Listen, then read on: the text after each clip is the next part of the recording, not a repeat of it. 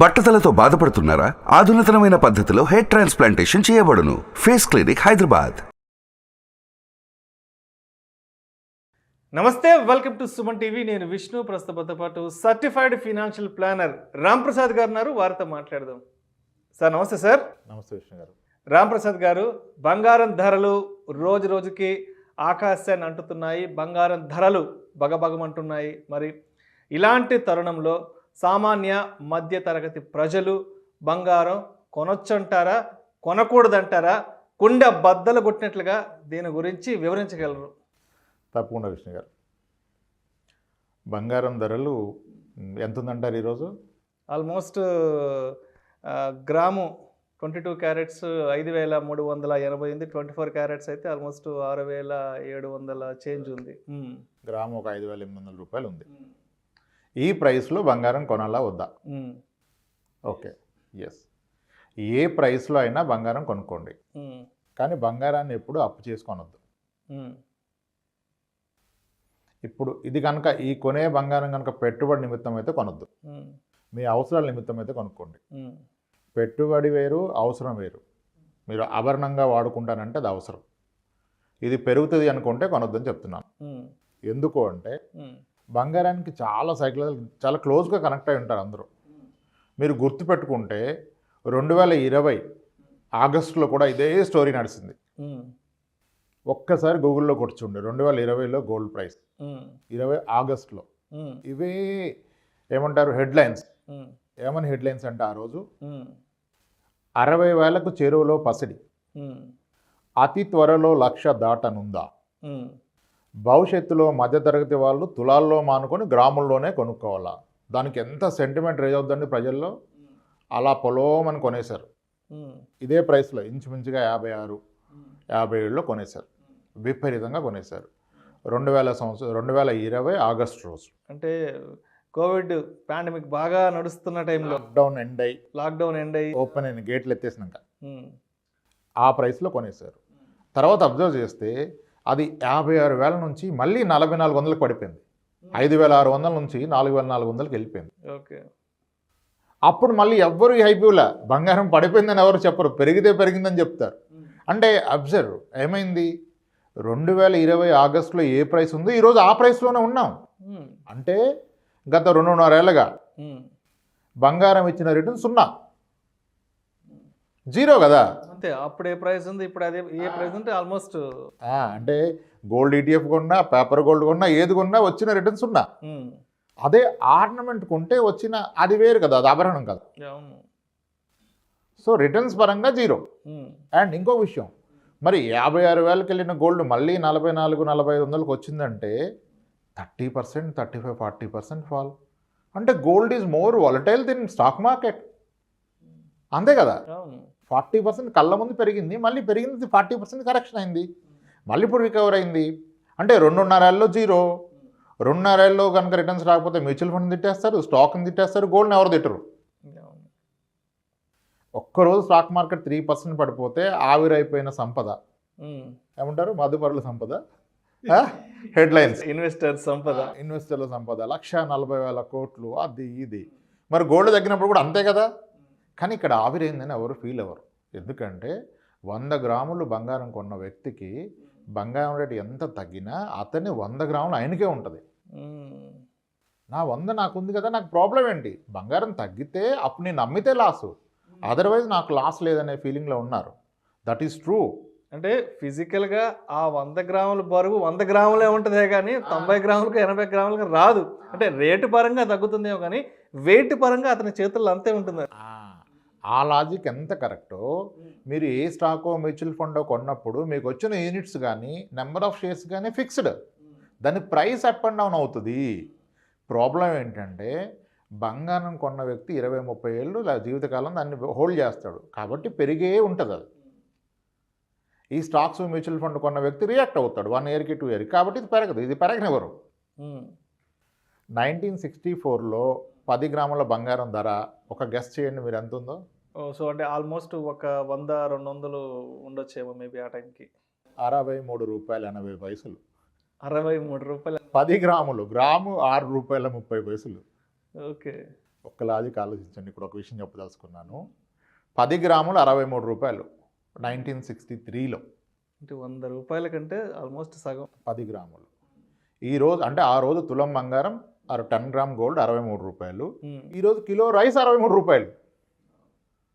This is inflation. మనం అంతా absolute టర్మ్స్లో manage చేస్తారు. కొనుక్కోరా బంగారం, నా పెళ్ళికి ఎంతగా కొన్నాను రా, ఇప్పుడు ఎంత అయిపోయిందంటే నీ పెళ్ళికి దీనికి సంబంధం లేదు. ఇయర్లీ రిటర్న్ అంతా చెప్పాలి. గత 10 ఏళ్ళుగా బంగారం ఇచ్చిన రిటర్న్ అంతా గట్టిగా కొడితే 6%. ఓకే. 2012లో 10 గ్రాముల బంగారం 3100. 2016 వరకు కూడా అదే రేట్, ఇంకా తగ్గింది. 5 ఏళ్ల పాటు బంగారం నెగిటివ్ రేట్ని ఇచ్చింది. కానీ ఎవ్వరు బంగారం నెగిటివ్ ఇచ్చిందన్న ఫీలింగ్ కూడా తెచ్చుకోరు, దానికి ఎవరు ప్యానిక్ అవ్వరు. అసలు ఎవరు రియాక్ట్ అవ్వరు. తగ్గినప్పుడు రియాక్ట్ అవ్వరు, ఇంకా పాజిటివ్గా రియాక్ట్ అవుతారు. తగ్గింది కొనుక్కోరా, నీకు అమ్మాయిని పని అంటాడు. అంతేగాని మన బీరువాలో ఉన్న బంగారం ప్రైస్ డౌన్ అట్లా ఫీల్ అవ్వరు. మార్కెట్లో తగ్గింది కాబట్టి ఇంకొంచెం ఎక్కువ కొనుక్కోవచ్చని ఫీల్ అవుతారు. కానీ ఆల్రెడీ మన దగ్గర ఉన్న నిల్వ ఉన్న బంగారం ప్రైస్ డౌన్ అయిందని ఎవరు ఆలోచించారు. అది కాబట్టి బంగారం మీకు అవసరం ఉంటే కొనుక్కోండి, పెట్టుబడిగా కొనొద్దు. ఎందుకంటే దాని పొటెన్షియల్ ఎంత అంటే, ఓకే 1970 to 80లో 6 times అలా పెరిగినాయి. కొన్ని డికేట్స్ ఉన్నాయి. వితిన్ 10 yearsలో 5-6 times పెరిగిన డికేట్స్ ఉన్నాయి. కానీ లాస్ట్ 10 yearsలో అయితే డబులే అయ్యింది. డబుల్ అవలా నిజానికి. డబుల్ అయ్యిందంటే 10 yearsలో 7%. 7% రిటర్న్ వచ్చేదానికి ఎందుకండి మీరు బెమ్మలు ఎత్తిపోతారు. సరే అవుతుంది అనుకోండి. సరే మన అనాలిసిస్ తప్పో రైటో, బంగారం అతి త్వరలో 80,000 అయిందనుకోండి. 80,000 అయిందనుకోండి. సరే 1,00,000 అయిందనుకోండి. 1,00,000 అయిన బంగారం మళ్ళీ 5 ఏళ్ళకి 2 లక్షలు అవుద్దా? అవదు కదా. 5 ఏళ్ళకి రెట్టింపు అయినా వచ్చేది 15% కదా. 5 ఏళ్ళకి అవదని నమ్ముతున్నాగా. 10 ఏళ్ళకి రెట్టింపు అయింది, ఇప్పుడు 60,000 అయిపోయి మళ్ళీ 10 ఏళ్ళకి 1,20,000 అయితే ఏమొచ్చినట్టు? 6-7% కదా. కాబట్టి అదే మీరు ఆర్నమెంట్ అయితే మీకు రిటర్న్స్తో సంబంధం లేదు. ఆర్నమెంట్ అయితే కొనేసుకోండి. మీకు పిల్లలు ఉన్నారు, అవసరాలు ఉంటే కొనేసుకోండి. మీ దగ్గర డబ్బులు ఉంటే కొనేసుకోండి. కానీ అందరూ పెరుగుద్దని చెప్తున్నాను, కొనొద్దు. యాక్చువల్గా ఇప్పుడు ఇంకొక థ్రెట్ కూడా ఉంది. ఇప్పుడు there is some discussion happening. ఈ బడ్జెట్లో గోల్డ్ యొక్క ఇంపోర్ట్ డ్యూటీ తగ్గిస్తూ అంటారు. ఇప్పుడు ఎఫెక్టివ్గా గోల్డ్ మీద ఇంపోర్ట్ డ్యూటీ ఇంక్లూడింగ్ జిఎస్టీ 18%. ఒకప్పుడు 5% ఉండేది. దాన్ని 18% చేశాక గోల్డ్ స్మగ్లింగ్ పెరిగిపోయింది. ఎందుకంటే ఇప్పుడు అదర్ కంట్రీస్లో కొన్నదానికన్నా ఇండియాలో కొనే గోల్డ్ 18% ఎక్కువలో కొనాల్సి వస్తుంది ఫారెన్ కంట్రీస్ కన్నా. కాబట్టి అక్కడ కొన్ని ఇండియాకి తీసుకొస్తున్నారు. కొన్ని లిమిట్స్ ఉన్నాయి, ఒక వ్యక్తి ఇంతే తెచ్చుకోవాలని. దానికంటే ఎక్కువ తెచ్చే ప్రయత్నం చేస్తున్నారు. ఇప్పుడు ఏమవుద్ది, అలా స్మగ్లింగ్ చేసిన గోల్డ్ ఇండియాకి వస్తే మార్కెట్లో ఉన్న ప్రైస్ కన్నా అలా తెచ్చిన గోల్డ్ తక్కువ ప్రైస్కి అమ్ముతారు. ఇప్పుడు ఎవరైతే లీగల్గా వ్యాపారాలు చేసుకొని ట్యాక్సులు పే చేస్తున్నాడో ఇతనికి అది నష్టం కదా. నష్టం కదా. ఇప్పుడు ఎప్పుడు చూసినా మీరు ఈ ఎయిర్పోర్ట్లో ఇంత గోల్డ్ పట్టేశారు, ఇంత గోల్డ్ పట్టేశారు, అదే దొంగతనం చేసింది కాదు, ట్యాక్స్ కట్టకుండా పట్టుకొచ్చింది అంతే. సో అది కూడా ఒక థ్రెట్ ఎకానమీకి. ఇప్పుడు చాలా స్ట్రిక్ట్ రూల్ చేశారు. ఒక ఇండివిజువల్ పాన్ కార్డు లేకపోతే ఇంతే 1,90,000 2 లక్షల మించి గోల్డ్ ఇవ్వను, పాన్ అటాచ్ చేయకపోతే. క్యాష్ రూపంలో కొంటే ఇంత ఇవ్వను అంటున్నారు. క్యాష్లో 2 లక్షల కన్నా పైన పెట్టి బంగారం కొనడానికి వీల్లేదు. ఓకే, స్ట్రగుల్ అవుతున్నారు జనాలు. ఇప్పుడు క్యాష్ ఉండి కొనలేకపోతున్నారు. ఏదో రీజన్ వల్ల ఆయన దగ్గర హార్డ్ క్యాష్ ఉంది, 20 లక్షలు క్యాష్ ఉంది, ఏ పొలమో స్థలం అమ్మాడు వచ్చేసింది, పాప పెళ్ళి ఉంది, కొనాలంటే కొనలేకపోతున్నాడు. మరి అప్పుడు నేను ఎక్కడ కొంటాడు? ఆ స్మగుల్ గోల్డ్ అతను ఏం జిఎస్టీ లేడు కదా. అటు సేమ్ ప్రైస్కి ఇచ్చిన అక్కడ కొంటుంది. గోల్డ్ డబ్బులు ఇస్తే బంగారం వచ్చేస్తుంది. అది కూడా ఎకానమీకి ఒక థ్రెట్ లాగా తయారైంది. అందుకని ప్రాబబ్లీ ఈ బడ్జెట్లో దీని మీద డిస్కషన్ ఉండొచ్చు అని చాలామంది డిమాండ్ చేస్తున్నారు గోల్డ్ బిజినెస్ చేసేవాళ్ళు. ఎందుకంటే ట్యాక్సెస్ తగ్గితే వాళ్ళకి బెనిఫిట్. వాళ్ళు చాలా స్ట్రగుల్ అవుతున్నారు, 18% ఎఫెక్టివ్ ట్యాక్స్ అని. సో అది కనుక జరిగితే 5% అక్కడే తగ్గిపోద్ది ప్రైస్. ఇంకొక విషయం, 2020 ఆగస్టులో పర్ ఔన్స్ గోల్డ్ అరౌండ్ $2,000 ఉంది. ఇప్పుడు అంత లేదు, ఇప్పుడు $1,920 ఉంది. $2,000 ఉన్నప్పుడు 5,600 పర్ గ్రామ్ ఉండి ఇప్పుడు కూడా అంతే ఉంది. ఏంటి అంటే అప్పుడు రూపీ వర్సెస్ డాలర్ తక్కువ ఉంది, అంటే రూపీ స్ట్రాంగ్గా ఉంది. 74 రూపీస్లో ఉండేది, ఇప్పుడు 80 రూపీస్లో ఉంది. కనుక ఇప్పుడున్న 1920 per ounce into per dollar 80 rupees 81 rupees కొడితే మనకి ఈ ప్రైస్ వచ్చింది. ఒకవేళ రూపీ స్ట్రాంగ్ అయిపోయింది అనుకోండి, పర్ డాలర్ రూపీ 80 నుంచి మళ్ళీ 75కి వస్తే గోల్డ్ తగ్గిపోతుంది. సో ఇలా చాలా పారామీటర్స్ ఉన్నాయి. కానీ ఎమోషన్ రెచ్చగొట్టడానికి అయితే చాలా ఈజీ. ఇంకా మీరు ఫ్యూచర్లో కొనుక్కోలేరు, భవిష్యత్తులో తులాల్లో అనుకున్న గ్రామంలో కొనుక్కోవాలంటే ఆడవాళ్ళు మళ్ళీ బెంబెలెత్తిపోతారు. అమ్మాయిలు ఉన్న పని మీరు కొనరు ఇదే చెప్తారని. అప్పుడు వీళ్ళు అప్పులు చేసుకుంటారు. అప్పు చేసి బంగారం కొనొద్దు, స్థలం కొనొద్దు, స్టాక్ మార్కెట్లో పెట్టద్దు. ఇది బేసిక్ ప్రిన్సిపల్. దీన్ని బీట్ చేస్తే ప్రాబ్లం. ఓకే, గోల్డ్ అవసరాల నిమిత్తం కొనుక్కోండి, అది ఆర్నమెంట్గానే కొనండి. డిజిటల్ ఫామ్లో కొంటాను అంటే కూడా somehow I'm not convinced.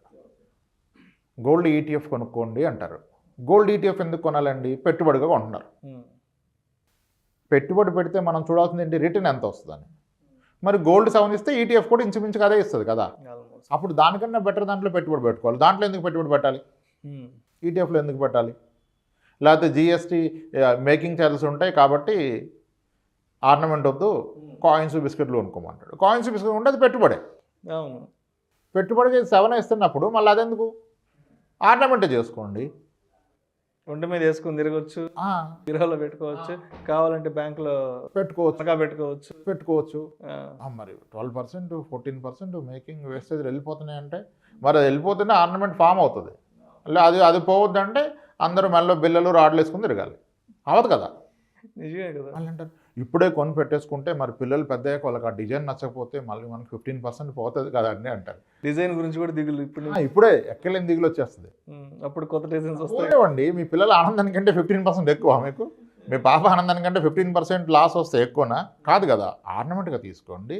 Yes, ఇంకో విషయం చెప్పదలుచుకున్నాను. ఏదైతే మీరు ఎమర్జెన్సీ ఫండ్, కంటింజెన్సీ ఫండ్ అని చెప్తున్నారుగా, 3 months 6 months, దాన్ని బ్యాంక్ ఎఫ్డీ కన్నా గోల్డ్ ఆర్నమెంట్గా పెట్టుకోవడం 100 రెట్లు ఉత్తమం. అట్లాగే ఎమర్జెన్సీ ఫండ్ అనేది నాకు తెలిసి అయితే 3 నెలలు 6 నెలలు ఎందుకు పనికిరాదు. ఎమర్జెన్సీ ఫండ్ అనేది కనీసం 2-3 సంవత్సరాల ఖర్చులు ఉండాలి మీ దగ్గర. అది క్యాష్లో పెట్టుకుంటే వేస్ట్. అదేదో గోల్డ్ ఆర్నమెంట్ లాగా పెట్టుకోండి. ఓకే, హ్యాపీ, ఫ్యామిలీ హ్యాపీ, మీకు హ్యూజ్ కాన్ఫిడెన్స్. ఇంట్లోనే ఉందిరా 20 లక్షలు బంగారం, ఏ క్షణమైనా వెళ్ళి పెట్టేసుకుంటే పైసలు వచ్చేస్తాయి. 2 గంటల బ్యాంక్ వాళ్ళు ఇచ్చేస్తారు. రాత్రి కూడా వచ్చేస్తాయి. మీకు కొన్ని బజార్స్ ఉన్నాయి, ఆడికి వెళ్తే అర్ధరాత్రి కూడా మీరు గోల్డ్ ఇస్తే పైసలు ఇచ్చేస్తారు. పక్కింటోడైనా గోల్డ్ ఇస్తే ఇస్తాడు. సో అంత వెసులుబాటు, అంత లిక్విడిటీ ఒక గోల్డ్లోనే ఉంది కనుక గోల్డ్ కొనండి. కానీ నా పర్సనల్ థాట్ అయితే in the form of ornament is the best. Making charges వీటి గురించి పెద్దగా వర్రీ అవ్వద్దు. కానీ గోల్డ్ ఏదో భారీగా పెరిగిపోద్దని ఆశలు పెట్టుకోకండి. Gold is not an essential commodity. ఇదే అంత ఎసెన్షియల్ తప్పనిసరి కమాడిటీ కాదు. మనం ఇంకా కొన్ని పదాలు వాడితే నచ్చదు. గోల్డ్, ఎల్లో మెటల్ ఇవన్నీ నచ్చవు. గోల్డ్కి మన సంస్కృతిలో భాగం అయిపోయింది కాబట్టి ప్రతి శుభకార్యానికి గోల్డ్ కావాలి కాబట్టి గోల్డ్ కొని పెట్టుకోండి. అప్పులు చేసి కొనొద్దు, పెరగదాన్ని కొనొద్దు. మీరు కొనింది లైఫ్ టైం ఉంచుకోవటానికి. మీ పాప వేసుకోండి, కొనుక్కోండి హ్యాపీగా. ఇది పెరుగుతుంది 1,00,000 అవుతుందని అయితే నేను నమ్మట్లేదు. 60,000 కావచ్చు. ఒకవేళ భారీగా పెరిగి 80,000 అయిందనుకోండి, తర్వాత ఒక 5 ఏళ్ళు పడుకుంటుంది. అది ఏదైనా అంతే అండి. స్థలమైనా, పొలమైనా, గోల్డ్ అయినా భారీగా ఒక ర్యాలీ వచ్చిందంటే అప్పుడు అందరు దూకుతారు. కానీ ఒక ర్యాలీ వచ్చిందంటే దాని అర్థం నెక్స్ట్ పడుకుంటుంది రా బాబు 4 ఏళ్ళు 5 ఏళ్ళు అని. ప్రతిదానికి యావరేజ్గా ఒక పీరియడ్లో డబుల్ అయింది. కొన్నిసార్లు క్విక్గా అయినప్పుడు నెక్స్ట్ టైం డిలేడ్గా అవుద్ది. ఒక మీరు 30 years స్పాన్ చూసినప్పుడు అలాగే ఉంటుంది. సో పెద్దగా వరీ లేదు. ఎక్కడ అప్పు చేసి కొనకండి. డబ్బులు ఉంటే మీకు కొనాలనిపించింది కదా, వెళ్ళి కొనేసేయండి, ఆర్నమెంట్ కొనేసేయండి. రైట్. సో మొత్తంగా ఇప్పుడున్న పరిస్థితుల్లో అయితే అప్పు చేసి కొనడం కానీ, లేదంటే గోల్డ్ కాయిన్స్, గోల్డ్ బిస్కెట్ల రూపంలో కొనకుండా ఆర్నమెంట్ రూపంలో కొని హ్యాపీగా ఒంటి మీద వేసుకొని అట్లీస్ట్ ఒక లగ్జూరియస్ థింగ్ అయినా ఫీల్ అవ్వమంటారు. అయితే హ్యాపీగా, దానికంటే ఆనందం ఏముంటుంది? ఇప్పుడు 30 లక్షల ప్లాట్ ఎక్కడో కొంటే ఆనందం రాదు కదా. 30 లక్షల బంగారం ఉంటే ఎంత బాగుంటుంది. ఒక ఫంక్షన్కి వెళ్ళి చూడండి. అవును కదా. నిజానికి అది ఇది కూడా లాంగ్ రన్లో అంతే పెరుగుద్దండి.